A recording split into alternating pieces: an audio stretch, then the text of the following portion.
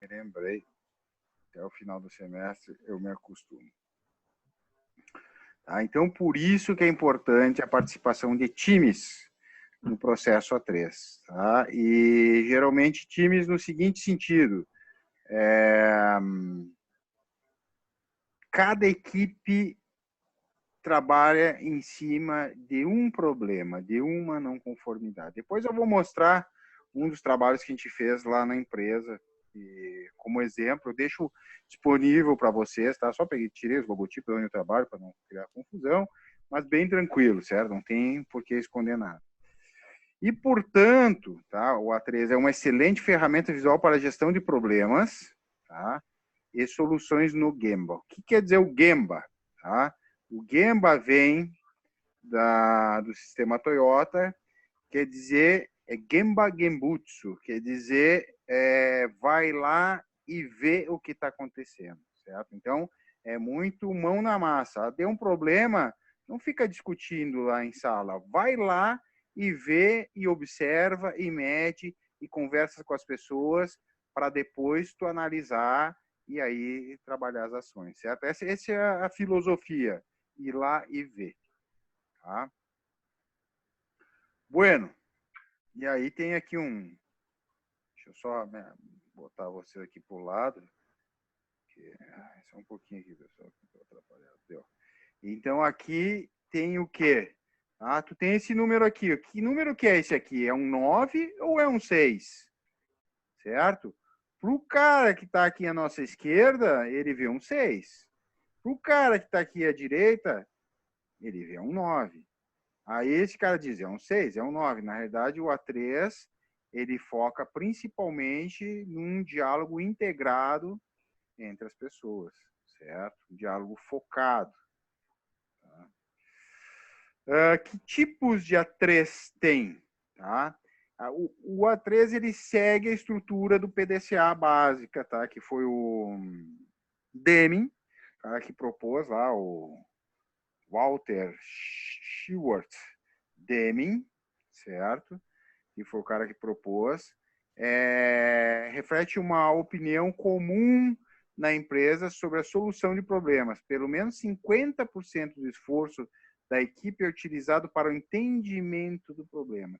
E aí tem um paradigma, que é o paradigma cultural, que nós temos muito a tendência, tá, de fazer logo as coisas. Então, a gente tem uma tendência de tentar resolver os problemas antes de analisar, certo? Então, se quiser interpretar como crítica, tudo bem. É uma coisa mais assim da nossa cultura brasileira. Ah, vamos fazer, vamos fazer. Cara, primeiro, analisa bem, porque se eu gastar 80% do tempo analisando o problema e 20% fazendo, é negócio. Porque se eu gastar 20% planejando e analisando e 80% fazendo, alguma coisa está errada. Certo? Então, pelo menos 50% do esforço da equipe é utilizado para o entendimento do problema.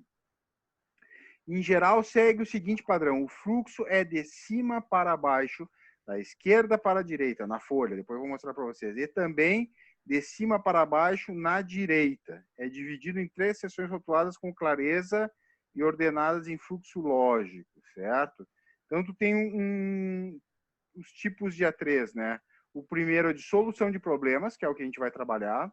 O A3 de resposta, que nesse modelo os últimos passos dos ciclos, contramedidas, propostas, plano de acompanhamento ficam pendentes enquanto o relatório é elaborado.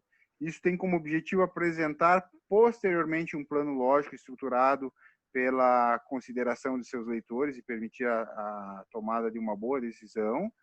E o A3 de status, que tem como função representar a lógica e instantaneamente como o projeto, o esforço de solução dos problemas está avançando, quais foram os resultados atingidos e qual trabalho ainda precisa ser feito.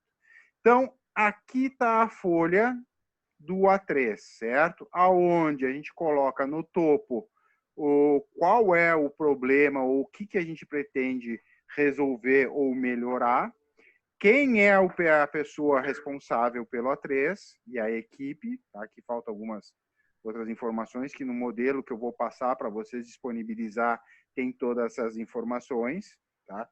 Essa é uma das ferramentas também bastante usada nas consultorias de engenharia de produção e de qualidade, tá? Por exemplo, essa aqui, até deixar os créditos, né, que eu consegui os modelos, foi num treinamento que a gente teve com o pessoal da Produtari, que é uma consultoria de engenharia de produção de Porto Alegre, uma das melhores do Brasil.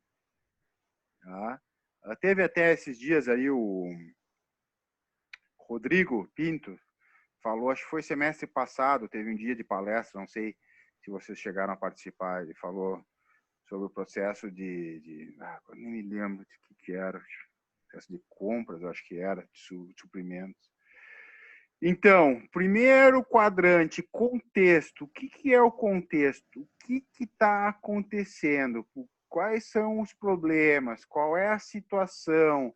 O que realmente está acontecendo, tá?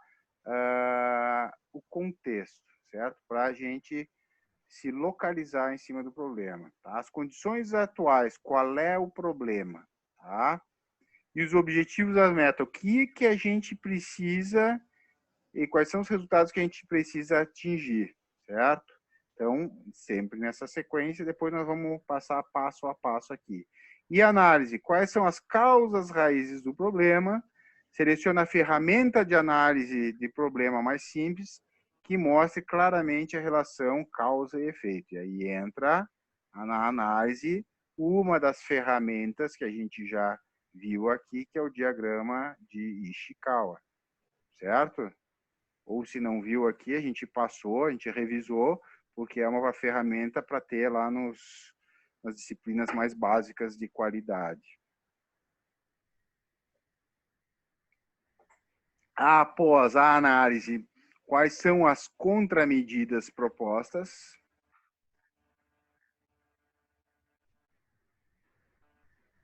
Tem estrutura semelhante à planilha, o método SMART de projetos. Eu não conhecia. Tá? Qual é a sua proposta para atingir a situação? Então, os planos de ação. Quais são as contramedidas recomendadas que afetam a causa raiz? Tá? Então, são as macro planos de ação. E o detalhamento dos planos de ação. Quais são as atividades necessárias para a implementação e quem será o responsável pelo que e quando. Tá? E aí o acompanhamento, principalmente utilizando aqui o PDCA, certo? Então, essa é a ferramenta, tá? Então, descrição do problema, tá? O desafio ou o projeto deve ser necessariamente a resposta a essa pergunta, tá? Sobre o que a gente está falando. Tem que ter um responsável pelo A3, com data de início de revisão, tá? Escrever as ocorrências no contexto e a importância do problema a ser resolvido, por que ele está sendo, quais são os impactos que ele tá causando no processo, tá? Essa parte do texto precisa responder a seguinte pergunta: por que você está falando sobre isso? Tá? É a relevância do problema. Tá? As condições atuais, precisa mostrar como estão as coisas atualmente, qual é o problema e o detalhamento disso, de forma mais visual. Aqui entra principalmente gráficos, tá? Que gráficos entram aqui? Pareto, gráfico de pizza, aí depende do contexto, tá? Mas o Pareto sempre ele é interessante. Você pode até começar com um gráfico de pizza para estratificar um conjunto de problemas. Agora, pode usar na sequência um gráfico de barras, tá? Para ver, tipo um Pareto, para ver ao longo do tempo como é que estão se comportando tais problemas. Porque se um problema ele está com uma tendência positiva de aumentar, é grave, tá? Tudo é muito relativo. É que nem nós estávamos falando, uma das críticas, por favor, não me interpretem mal, a situação que a gente está vivendo atualmente é o seguinte: como é que são passados os indicadores dessa questão do coronavírus? Na TV, a gente vê assim, ó, liga a TV, no noticiário, o que a gente vê direto? Como é que são passados os indicadores?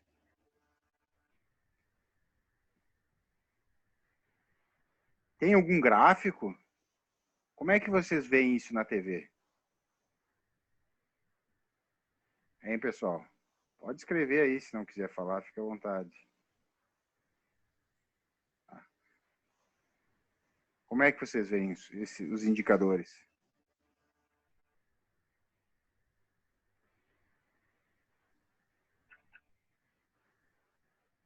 É um número absoluto, não é? Ninguém vai falar aqui. É, por número absoluto. Tá, mas o número absoluto me diz alguma coisa? O Ministério da Saúde mas gráfico, mas relativo ao quê? Por exemplo, eu recebi um indicador, tá? Vou até abrir aqui no WhatsApp, deixa eu ter aqui no computador. Aí eu já vou mostrar para vocês. Que daí começa a fazer um pouco de sentido, tá? Vai saber se está correto, mas vamos ver. O que eu recebi eu achei interessante. Deixa eu ver se eu acho aqui, cara. Qual dos grupos? Agora tem 500 mil grupos. Não, esse aqui não é um grupo. Eu acho que é o grupo do Jaguara, mas esse aqui é difícil compartilhar porque tem muita coisa complicada nesse grupo aqui. E se eu abrir aqui vai dar problema sério.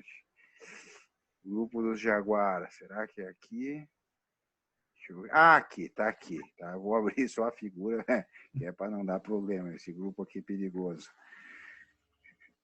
Então, olha só. Cara, tu olhando aqui já é diferente. Quando vem um indicador na TV, é o seguinte: 1.000 mortos, 2.000 mortos, não sei o quê, tantos contagiados, e isso e aquilo. Cara, aqui é o seguinte, indicador relativo. Quanto que é a população, quantos morreram. E ppm, quantos mortos por milhão, partes por milhão. No caso, a parte que é o morto. Quantas partes por milhão. Então, olha só. Cara, esse aí já é um indicador interessante. A Espanha tem uma população de 46 milhões e 750 mil pessoas. Morreram 16.972, ou seja, 363 pessoas a cada milhão de pessoas. Na Itália, com uma população... Então, a Espanha está pior que a Itália. Na Itália, para uma população de 60 milhões, morreram 19 mil e uns quebrados, 322 ppm. Na França, tem 65 milhões e morreram 13.212. Na Bélgica, olha aqui, nunca ninguém falou, ó, ela está encostadinha em terceiro aqui, ó, 11 milhões, mas morreram 3.600. Tá? Depois, Inglaterra, 67 milhões morreram quase 9.800. Estados Unidos, que os caras estavam falando, não sei o que, o diabo lá, o Trump, o raio que o parta, 330 milhões, morreram 20 mil, tá? Ó, dá para ver que os vídeos que o professor falou que tinha medo. Sério? Barbaridade, cara, não me fala isso, cara, não me assusta, cara. Esse grupo aqui é tinhoso, é só dos barbados aqui do prédio. Mas vamos olhar só isso aqui, cara. Não me assuste. Não olhe, não olhe. Não olhe os vídeos, pelo amor de Deus. Tá? E olha aqui, ó. 62 mortos para cada milhão de habitantes. Portugal, 46. O Brasil está em 5 mortos por milhão de habitantes. Porque tem 212 milhões de habitantes. Certo? Então é o seguinte, ó. Bom, em cima disso aqui, vamos observar o que esses caras fizeram, esses três aqui, para dar tanto problema. O que a Alemanha, que aqui ali do lado tem uma população grande e uma densidade e uma área razoavelmente equiparada ali à Espanha, principalmente França, fizeram. Porque, cara, a Alemanha está quantas vezes? 10 vezes menos que a Espanha. Tá entendendo? Aí esse número tu começa a analisar, deixa eu sair desse grupo aqui que vocês vão começar a abrir os vídeos ali, tchê. Vai ficar uma situação constrangedora. Então é o seguinte, ó, é relativizar os números, certo? Então as condições atuais, tá? Relativas, não absolutas. E essa é a crítica que eu vou fazer. Eu não estou aqui defendendo o governo, nem acusando, nem nada. Eu acho que uma análise de forma geral tu tem que fazer relativa. E a forma como a imprensa de toda, não é só a Globo, toda a imprensa apresenta é número absoluto. Mas número absoluto Em cima do quê? Então, se tivesse uma análise dessa forma, bom, olhando aquilo ali, tu diz, deixa eu ver o que os alemães fizeram. E deixa eu ver o que os espanhóis fizeram. O que os espanhóis fizeram, deu errado. O que os alemães fizeram, começou a dar certo. Isso que eu não olhei outros países, porque, por exemplo, Japão, como é que tá? Poderia ver isso aí, porque Japão, meu, a densidade, ou seja, quantas pessoas por quilômetro quadrado lá é bem maior, é um monte de gente numa ilha, tá entendendo? Então, a análise, né, esse mapeamento das condições atuais, ele passa por essa análise relativa, certo? E aí é que vem a crítica, e aí é que vem a questão não só da crítica, mas sim da possibilidade de melhorias e possibilidade de espaço de trabalho para fazer um trabalho legal usando metodologia que a gente tem. Tá? Porque se tu for ver assim, ó, órgãos governamentais, onde deveria estar toda a elite intelectual de um país, daqui a pouco não consegue fazer uma leitura relativa nesse sentido, ou pelo menos não chega a nós uma análise mais crítica, e chega muito mais barulho. Morreram 600 pessoas hoje, são 600. Cara, tá, mas ok, concordo, não tem que morrer ninguém. Mas como é que está sendo visto isso? Que ações fizeram? O que deu certo? O que deu errado? O que está adiantando? O que não dá? Então, isso aqui, por exemplo, poderia ser uma ferramenta usada, obviamente, uma metodologia, desculpa, não só uma ferramenta, porque ele junta várias ferramentas, uma metodologia usada em órgãos governamentais, tá? É onde eu acho que tem mais espaço para se trabalhar metodologias e ferramentas da qualidade. Então, objetivos e metas. Eu vou ter que cuidar do tempo, porque senão hoje a gente se estende. Essa é uma matéria bem interessante. Tu tem que saber aonde tu quer chegar, tá? Descrever claramente o resultado esperado. Sempre que tu for fazer alguma coisa, tu tem que ter um objetivo. Quando tu começar um curso, tu tem que ter um objetivo quando tu te formar. Quando tu tem que ter um objetivo de nota, tu tem que ter um objetivo para tudo, certo? Tem que ter um planejamento. Senão tu vai ser um passageiro, tá? E análise, certo? Quais são as causas raízes do problema? E aí existem algumas ferramentas que a gente já usou para análise. E ferramentas que a gente já usou para análise que podem ser usadas aqui também. Vamos ver. Opa. Vamos ver, pessoal. Aí, pulei aqui. Que ferramentas que a gente já usou para análise? Ninguém quer arriscar? A última ferramenta que a gente usou aí é uma ferramenta para quê? O FEMEA. Para análise. Espinha de peixe, isso aí, o diagrama de Chiclau. Mas o Brasil está há pelo menos um mês, sim, o tempo, né, Marcos? O tempo que isso está acontecendo Mas se a gente fosse analisar, só voltando no assunto lá do coronavírus, então a gente tinha que pegar o seguinte, ó, quando é que deu o primeiro caso lá e quanto tempo depois eles estavam em que posição? Quando é que deu o primeiro caso aqui, quanto tempo depois eles estavam em que posição? E botar o PPM ao longo do mesmo tempo, tá entendendo? E aí nós ia ver como é que a gente está ou não. Provavelmente os caras fazem isso, só que não chega para nós isso aí. Bom, então, o espinha de peixe, o diagrama de Chikawa, até nesse exemplo que foi feito lá na empresa, que foi feito para resolver o problema, que é um problema bem crítico, que é o problema de esquadro, tá, das peças, foi usado o diagrama de Chikawa, certo? Então, aqui na análise, o relato da situação e as causas, a ideia é fazer uma análise da questão que mostre claramente a relação de causa e efeito que gerou o problema, desafio ou projeto a ser implementado. Tá? E aí, virando a página da 13, a página entre aspas, é só o lado, né? Porque a 13 é uma folha única. Que contramedidas propostas... Tá? Qual é a sua proposta para atingir a situação futura? Né? Como suas contramedidas recomendadas afetam a causa raiz? Tá? São ações corretivas para atacar o problema e atingir o objetivo. As questões devem ser completamente respondidas. E aí tu tem Basicamente, dois pontos interessantes a ser observados, que é o seguinte: uma coisa é tu conter e a coisa é tu prevenir. Então, quando tu tem um problema mais sério, a primeira coisa que tu tem que fazer é o quê? Conter. Conter. Aí, nessa parte de contenção, tu vai dizer assim, ó, o correto é tu treinar todo mundo para tu não se precisar de um inspetor de qualidade. Então, eu já passei situações onde estava bem crítica a questão de qualidade de produto, tá? Que num primeiro momento, para estancar, a gente teve que botar uma pessoa responsável para inspecionar. Quer dizer, mas é completamente contra os princípios do sistema de gestão da qualidade, de CCQ e tudo mais. Sim, é completamente. Só que tu é um técnico de futebol, tá? Se tu tá perdendo, tu vai ter que tomar alguma medida mais enérgica para tentar pelo menos empatar, para depois tu tentar começar a reverter e tentar ganhar os jogos, certo? Então, essa questão é importante. Tu vai fazer, de repente, uma ação corretiva e depois aí tu faz algumas ações mais preventivas para evitar de acontecer.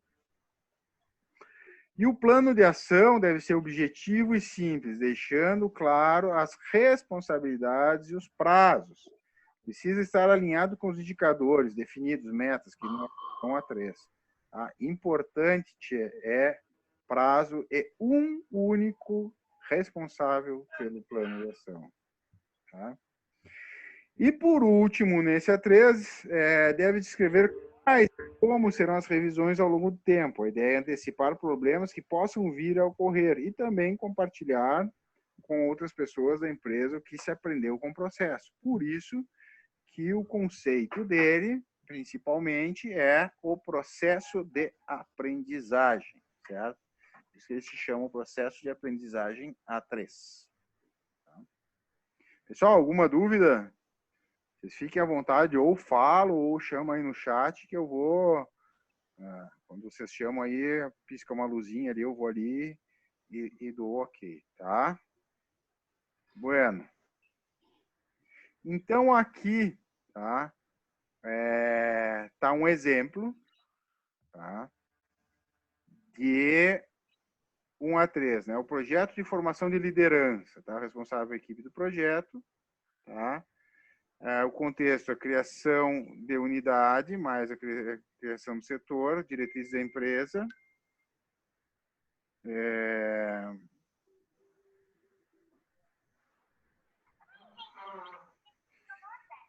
foco no resultado, demanda por liderança empresária, margem bruta de 27,5. Então é o seguinte, o que se quer? Tu tem aqui um crescimento no setor, a empresa está focada em resultados e demanda por uma liderança empresária e pretende atingir uma margem bruta de 27, desculpa, tem hoje atualmente uma margem bruta de 27,5%. Como é que está o contexto dessa empresa, tá? Aqui é um contexto um pouco diferente, né? Hoje o contexto é de contração do mercado, isso aqui é um contexto de crescimento do mercado. Então, quais são as condições atuais? Atrasos nas entregas, estouro nos orçamentos, retrabalho, sobrealocação dos recursos, visibilidade dos gargalos. Ou seja, isso aqui tudo impacta numa redução de margem. Deixa eu responder aqui. Só um pouquinho, pessoal. Fica tocando esse negócio aqui.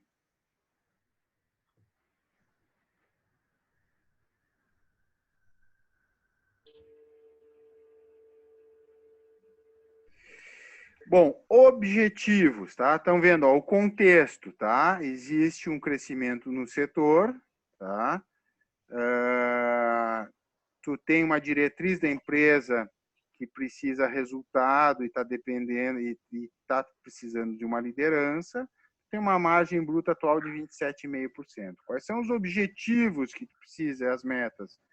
Uma maior integração entre as células das áreas e processos, olhar o fluxo de valor, lideranças mais capacitadas para a gestão e empresariamento dos processos, aumento do foco em resultados na gestão do dia a dia, estruturação e alinhamento das ações da gestão e por processo. Importante, meta, aumento da margem bruta em até 40%. 32%, meta viável 38% no mínimo e o sonho de consumo, certo? Então, tu tem já hoje uma meta e isso aqui é importante. Tem que colocar um número, tem que quantificar, tem que ter um indicador. Se tu não tiver um indicador, tu não sabe aonde tu tá e aonde tu quer chegar. Tá? Então, de nada adianta criar todo um trabalho se tu não tiver um indicador. Tu vai dizer assim, pô, mas tem projeto, tem processo que eu não meço e não tem indicador. Bom, então, quiser fazer, pode fazer, só que teria que, no mínimo, tirar algumas medições, criar um indicador para depois acompanhar. Em alguns casos, se chega à conclusão de que aquele não era o indicador ideal para medir algum processo. O que se faz nesse caso? Não é o indicador ideal, porque conceitualmente o indicador ideal ele pressupõe uma outra forma de medição. Bom, o que se faz? Daqui a pouco se mede dessa forma e faz uma... desculpa, alguém está falando aqui. Como criar um indicador? Sim, na verdade, assim, 10 minutos vai estourar, mas a gente tem um tempo. Arthur, tem uma forma de criar um indicador. Depende de tudo o que tu quer medir, tá? Nesse caso, porque já existe indicador pronto para tudo. Nesse caso de margem bruta, tu tira o indicador lá do DRE, que a margem bruta é o total das tuas vendas, menos o teu custo do produto fabricado, está relacionado a tudo que tu consumiu de estoque e de custo operacional para fabricar, menos menos o CPV, aí tu vai ter o lucro bruto. Então, existe indicador para tudo. Se tu não tiver um indicador, cara, é questão de tentar fazer a leitura de como medir. Tá? Tu tem indicadores de qualidade, que é refugo, que é percentual de refugo, percentual de assistência técnica, percentual de PPN. Tu tem indicador financeiro, que é lucro, margem de contribuição, lucro líquido, percentual da despesa operacional sobre o total do faturamento, percentual da despesa financeira e despesa administrativa sobre o faturamento. Tem indicador para tudo. Na realidade, assim, tem uma metodologia, tá? Se quiser ler um pouco mais sobre indicadores, que se chama BSC, Balance Scorecard. O Balance Scorecard é uma forma de tu organizar e linkar os indicadores, um indicador com o outro. E aí o Balance Scorecard, ele trabalha sobre 4 perspectivas. Perspectiva financeira, ele tem indicadores relacionados ao retorno sobre investimento, a ganho, a lucro líquido e a despesas operacionais. Indicadores de mercado, que é crescimento de faturamento, crescimento do número de clientes, satisfação dos clientes. Indicadores de processos internos, que estão ligados ao prazo de entrega, a parte de qualidade em termos de assistência técnica, em termos de retrabalho. E o último é relacionado ao aprendizado e crescimento, que são indicadores como horas de treinamento, capacitação do pessoal, padronização de processos, enfim. E esses indicadores começam a linkar um ao outro, ou seja, se eu tenho pessoas mais qualificadas, eu tenho menor assistência técnica. Se eu tenho uma manutenção mais qualificada, eu tenho máquinas mais confiáveis. Se eu tenho máquinas mais confiáveis e processos mais controlados, eu vou ter clientes mais satisfeitos. Se eu tiver clientes mais satisfeitos, eu consigo ter um preço médio mais alto e, por consequência, um lucro líquido mais alto. Então, existe toda uma metodologia que se chama Balance Scorecard, que trabalha principalmente em organizar esses indicadores. Os indicadores já existem, né? A maioria deles. Tem que ver o que tu quer medir. E o que tu quer medir está muito relacionado à visão da empresa. A visão da empresa diz sobre aonde a empresa quer chegar. E a missão da empresa fala como ela vai chegar a essa visão. Por exemplo, a empresa quer ser a líder mundial em determinado produto, em carros em miniatura, que eu tenho aqui vários aqui do meu filho aqui na frente, quer ser líder mundial em carros em miniatura na América do Sul. Bom, para ser líder mundial em carros em miniatura até 2025, tem a missão. O que ela tem que fazer durante esse longo de tempo? Os indicadores estão tudo ligados a isso, certo? Por isso que assim, ó, é fundamental ter um indicador. Certo? Se não tem indicador, o trabalho ele é vazio. Tá? Análise. Aí aqui entram ferramentas e principalmente uma das mais indicadas quando for questão relativa a problemas, eu acho o Ishikawa. Se é questão relativas a custos, o mapeamento da cadeia de valor, análise de valor e fluxo de valor. Tá? E aqui alguns exemplos, né? Contramedidas propostas para esse caso da margem bruta, né? Aumentar a gestão integrada do dia a dia, o BEIA local e global, eu não sei o que significa isso, eu vou ter que quadros, programação de atividades diárias, indicadores, tá? Uma sigla que eu não conhecia. Estruturar as vendas sem perder flexibilidade, formalizar incertezas, usar ferramentas como caminho crítico, provisionamento de pulmão, tempo para os imprevistos possíveis, tá? Capacitar a liderança de gestão, revisão dos indicadores de processos e negócios, certo? Então, gestão visual, melhorar a questão de produtos sem perder a flexibilidade, né? Considerar nos cenários incertezas, trabalhar a capacitação das pessoas e revisar os indicadores de processo, né? E os planos de ação, certo? Avaliação da situação atual, o Gemba Walk e diretrizes, alinhamento com outras iniciativas, escolhas do grupo de projeto. Aqui tem uma palavrinha aqui que é o Gemba Walk. O Gemba Walk é Gemba, ir no lugar e ver, Walk é caminhar. Então, aquela inspeção da fábrica ou do local de trabalho diariamente. Hands-on com foco em resultados, workshops de processos, visão geral de ferramentas, Lean Office, isso aqui é muito interessante, porque sempre que a gente fala no processo do Lean Manufacturing, né, do aprendiz do processo da manufatura enxuta, a gente sempre pensa em fábrica, em reduzir estoque de processo, em aproximar equipamento, em fazer troca rápida de ferramentas para tu ter maior flexibilidade de produção. Só que, na realidade, existe uma das maiores partes, às vezes é meio a meio, às vezes é 70-30, às vezes é inverso, é a parte relacionada às atividades indiretas. É onde tem os profissionais mais bem remunerados. E é onde existem muitas perdas e dificilmente se trabalha focado em reduzir as perdas nas atividades de escritório. Tá? Então, o Lean Office é uma ferramenta derivada do Lean Manufacturing, onde tu começa a analisar o que agrega valor e o que é perda dentro de atividades como projeto de engenharia, projeto de processo, vendas, suporte técnico ao cliente, contabilidade, RH, financeiro, TI. Então, todas as áreas de apoio ao escritório, certo? Corrente crítica, gestão de desempenho e performance e os 5 projetos.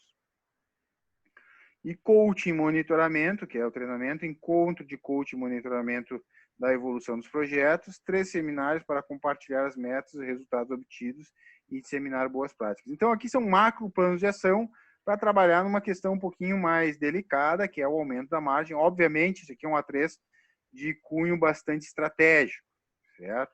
E o acompanhamento, importante isso aqui, certo? Como é que tu vai analisar a implementação dessas atividades? tu vai ter encontros de orientação e monitoramento, encontros com o patrocinador, no caso, que seria a direção da empresa, e seminários para compartilhar as metas e resultados obtidos e disseminar boas práticas. Essa parte de seminários, pessoal, também é importante, que é o seguinte, tá? Tu tem que ter uma meta para apresentar o resultado. Porque o que acontece? Se tu lançou a proposta de trabalho e não tem vamos dizer assim, um fórum onde vai ser discutido e tu vai colocar na mesa tudo o que tu atingiu, às vezes a gente vai procrastinando. Você sabe o que quer dizer procrastinar, né? Procrastinar é tu ir deixando tudo para depois. É que nem aconteceu na Páscoa. Não vou dizer que eu procrastinei porque eu estava cheio de coisa para fazer e deixei de lado, né? Mas quando vi era domingo e tinha que comprar chocolate, certo? Procrastinei, obviamente, comprar agora durante essa semana, aproveitar que os caras estão desesperados com os estoques e tentar conseguir um preço bom. Tá? Mas o seminário ele serve para o seguinte, ó, na terceira semana de maio, vai ter o seminário onde vai se apresentar para a direção todos os projetos da 3. E aí, cara, tu tem que estar com todas as informações na mão, porque tu vai lá na frente apresentar para a direção da empresa, então não é pouca coisa, né? Então, o grupo tem que se puxar. A gente fez isso lá na empresa, certo? Eu acho que aqui eu vou dar um zoom. O pessoal já vai cair. Já vai cair. Eu pensei que tivesse caído até, tá em menos de 1 minuto. Eu vou reiniciar agora, tá? E vamos dar mais uma puxadinha aí para tentar terminar de concluir a explicação e mostrar um exercício resolvido para vocês e depois deixar um exercício prático aí para